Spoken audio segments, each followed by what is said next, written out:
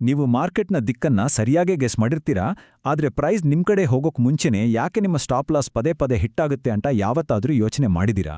ನೋಡಿ, ಈ ಪ್ರಾಬ್ಲಮ್ ಇರೋದು ನಿಮಗೊಬ್ರಿಗೆ ಅಲ್ಲ. ಇದಕ್ಕೆ ಉತ್ತರ ಹೆಚ್ಚಿನ ಟ್ರೇಡರ್ಗಳು ಮಿಸ್ ಮಾಡ್ಕೊಳ್ಳುವ ಒಂದು ತುಂಬಾನೇ ಸರಳವಾದ ಕಾನ್ಸೆಪ್ಟ್ನಲ್ಲಿದೆ. ಎಸ್ಎಂಸಿ ಫೌಂಡೇಶನ್ಸ್ಗೆ ಸ್ವಾಗತ. ಇನ್ಸ್ಟಿಟ್ಯೂಷನಲ್ಗಳಂತೆ ಯೋಚಿಸಿ. ಇದು ಸ್ಟ್ರಾಟಜಿ ಸರಣಿಯಲ್ಲ, ಇದು ಎಂಟ್ರಿಗಳ ಬಗ್ಗೆಯೂ ಅಲ್ಲ. ಈ ಪ್ಲೇಲಿಸ್ಟನ್ನು ರೀಟೇಲ್ ಚಿಂತನೆಯನ್ನು ತೆಗೆದುಹಾಕಿ ಅದರ ಬದಲಿಗೆ ಇನ್ಸ್ಟಿಟ್ಯೂಷನಲ್ ನಿರ್ಧಾರದ ತರ್ಕವನ್ನು ಸ್ಥಾಪಿಸಲು ವಿನ್ಯಾಸಗೊಳಿಸಲಾಗಿದೆ.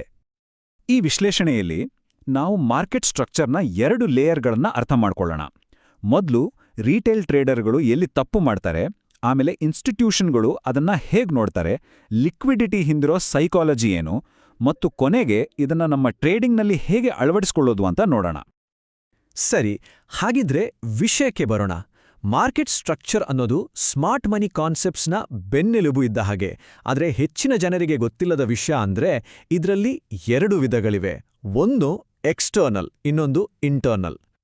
ಇದನ್ನ ಹೀಗೆ ಕಲ್ಪಿಸ್ಕೊಳ್ಳಿ. ಎಕ್ಸ್ಟರ್ನಲ್ ಸ್ಟ್ರಕ್ಚರ್ ಅಂದ್ರೆ ಒಂದು ದೊಡ್ಡ ಪರ್ವತ ಶ್ರೇಣಿ, ಹೈಯರ್ ಟೈಮ್ ಫ್ರೇಮಲ್ಲಿ ಕಾಣುವ ದೊಡ್ಡ ದೊಡ್ಡ ಸ್ವಿಂಗ್ ಹೈ ಮತ್ತು ಸ್ವಿಂಗ್ ಲೋಗಳು. ಅದೇ ಇಂಟರ್ನಲ್ ಸ್ಟ್ರಕ್ಚರ್ ಅಂದ್ರೆ ಆ ಪರ್ವತದ ಮೇಲೆ ನಾವು ಹತ್ತಬೇಕಾದ್ರೆ ಕಾಣುವ ಸಣ್ಣ ಸಣ್ಣ ಬೆಟ್ಟಗಳು, ತಗ್ಗುಗಳು ಮತ್ತೆ ದಾರಿಗಳು. ಇವು ಲೋವರ್ ಟೈಮ್ ಫ್ರೇಮಲ್ಲಾಗುವ ಸಣ್ಣ ಸಣ್ಣ ಮೂವ್ಮೆಂಟ್ಸ್. ಓಕೆ, ಇಲ್ಲೇ ನೋಡಿ. ಹೆಚ್ಚಿನ ಟ್ರೇಡರ್ಗಳು ದಾರಿ ತಪ್ಪೋದು, ರಿಟೈಲ್ ಟ್ರೇಡರ್ಗಳು ಸಾಮಾನ್ಯವಾಗಿ ಕಣ್ಣಿಗೆ ದೊಡ್ಡದಾಗಿ ಸ್ಪಷ್ಟವಾಗಿ ಕಾಣುವ ಎಕ್ಸ್ಟರ್ನಲ್ ಸ್ಟ್ರಕ್ಚರ್ ಮೇಲೆ ಮಾತ್ರನೇ ಫೋಕಸ್ ಮಾಡ್ತಾರೆ. ಅವರು ದೊಡ್ಡ ಟೈಮ್ ಫ್ರೇಮ್ಗಳಲ್ಲಿ ಟ್ರೆಂಡ್ ಲೈನ್ ಎಳೆದ್ಬಿಟ್ಟು ಎಲ್ಲರಿಗೂ ಕಾಣುವ ಸಪೋರ್ಟ್ ರೆಸಿಸ್ಟೆನ್ಸ್ ಲೆವೆಲ್ನಲ್ಲಿ ಟ್ರೇಡ್ ಮಾಡ್ತಾರೆ. ರಿಟೇಲ್ ಟ್ರೇಡರ್ಗಳು ಸಾಮಾನ್ಯವಾಗಿ ಒಂದು ಕ್ಲಿಯರ್ ಆಗಿರೋ ಸ್ವಿಂಗ್ ಲೋ ಕೆಳಗೆ ಸ್ಟಾಪ್ ಲಾಸ್ ಇಡ್ತಾರೆ, ಯಾಕಂದ್ರೆ ಅದು ತುಂಬಾನೇ ಸೇಫ್ ಅಂತ ಅಂದ್ಕೊಂಡಿರ್ತಾರೆ. ಆದರೆ ವಿಪರ್ಯಾಸ ಅಂದ್ರೆ ಅವರ ಈ ಊಹಿಸಬಹುದಾದ ನಡವಳಿಕೆಯೇ ಅವರನ್ನ ಇನ್ಸ್ಟಿಟ್ಯೂಷನ್ಸ್ಗಳಿಗೆ ಸುಲಭವಾದ ಟಾರ್ಗೆಟ್ ಆಗಿ ಮಾಡುತ್ತೆ. ಅವರ ಸೋಲಿಗೆ ಅವರೇ ಕಾರಣರಾಗ್ತಾರೆ. ನೋಡಿ, ಈ ಒಂದು ವಾಕ್ಯದಲ್ಲೇ ಎಲ್ಲ ಇದೆ.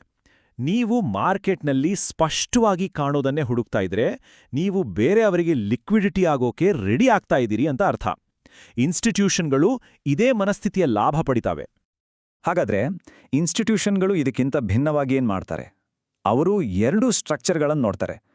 ಅವರು ಕೇವಲ ಹೆಡ್ಲೈನ್ ಓದಲ್ಲ, ಪ್ರೈಸ್ನ ಸಂಪೂರ್ಣ ಕಥೆಯನ್ನ ಓದೋಕೆ ಪ್ರಯತ್ನ ಮಾಡ್ತಾರೆ. ಇನ್ಸ್ಟಿಟ್ಯೂಷನ್ಗಳು ಪ್ರೈಸ್ನ ಒಳಗಿನ ಸಣ್ಣಪುಟ್ಟ ಚಲನೆಗಳನ್ನ ವಿಶ್ಲೇಷಣೆ ಮಾಡ್ತವೆ.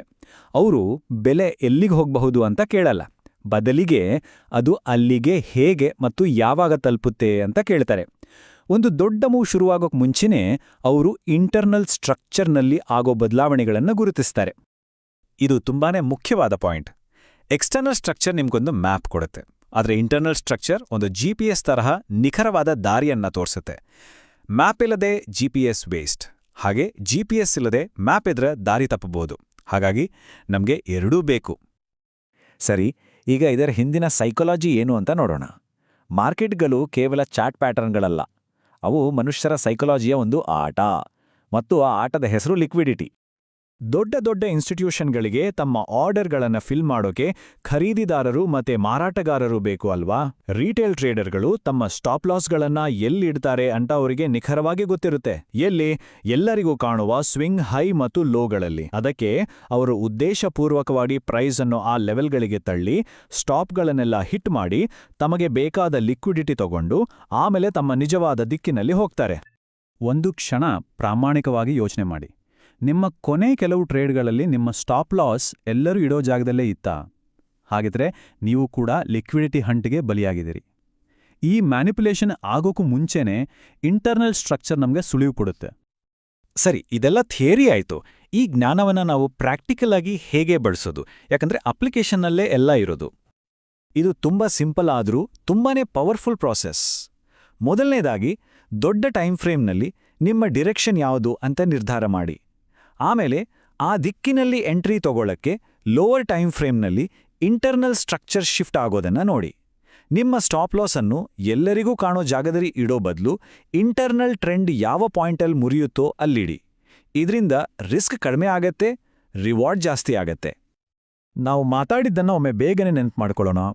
ಎಕ್ಸ್ಟರ್ನಲ್ ಸ್ಟ್ರಕ್ಚರ್ ಎಲ್ಲಿಗೆ ಹೋಗಬೇಕು ಅಂತ ಹೇಳುತ್ತೆ, ಇಂಟರ್ನಲ್ ಸ್ಟ್ರಕ್ಚರ್ ಯಾವಾಗ ಮತ್ತು ಹೇಗೆ ಹೋಗಬೇಕು ಅಂತ ಹೇಳುತ್ತೆ. ನೀವು ಇಂಟರ್ನಲ್ ಸ್ಟ್ರಕ್ಚರ್ ಓದೋದನ್ನ ಕಲ್ತ್ರೆ ನೀವು ಮ್ಯಾನಿಪ್ಯುಲೇಷನಿಂದ ತಪ್ಪಿಸ್ಕೊಡೋದು ಮಾತ್ರವಲ್ಲ, ಅದರ ಲಾಭವನ್ನು ಕೂಡ ಪಡೀಬೋದು. ಇದರ ಸಾರಾಂಶ ಇಷ್ಟೇ: ನೀವು ಮಾರ್ಕೆಟ್ಗೆ ರಿಯಾಕ್ಟ್ ಮಾಡೋದನ್ನ ನಿಲ್ಲಿಸಿ ಅದರ ಉದ್ದೇಶಗಳನ್ನ ಮುಂಚಿತವಾಗಿ ಅರ್ಥ ಮಾಡ್ಕೊಳ್ಳೋಕೆ ಶುರು ಮಾಡ್ತೀರಾ. ಇದು ಕೇವಲ ಒಂದು ಟೆಕ್ನಿಕ್ ಅಲ್ಲ, ಇದೊಂದು ಮೈಂಡ್ಸೆಟ್ ಶಿಫ್ಟ್. ಈ ಕೋರ್ಸನ್ನು ತಪ್ಪುಗಳನ್ನು ಸರಿಪಡಿಸಲು ನಿರ್ಮಿಸಲಾಗಿದೆ, ಮನೋರಂಜನೆಗಲ್ಲ.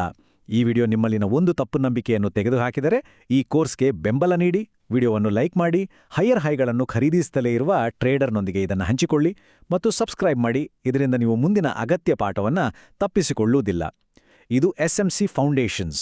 ಇನ್ಸ್ಟಿಟ್ಯೂಷನ್ಗಳಂತೆ ಯೋಚಿಸಿ. ನಾವು ಮೊದಲು ಸಂದರ್ಭವನ್ನು ನಿರ್ಮಿಸುತ್ತೇವೆ, ಎಕ್ಸಿಕ್ಯೂಷನ್ ನಂತರ ಬರ್ತದೆ.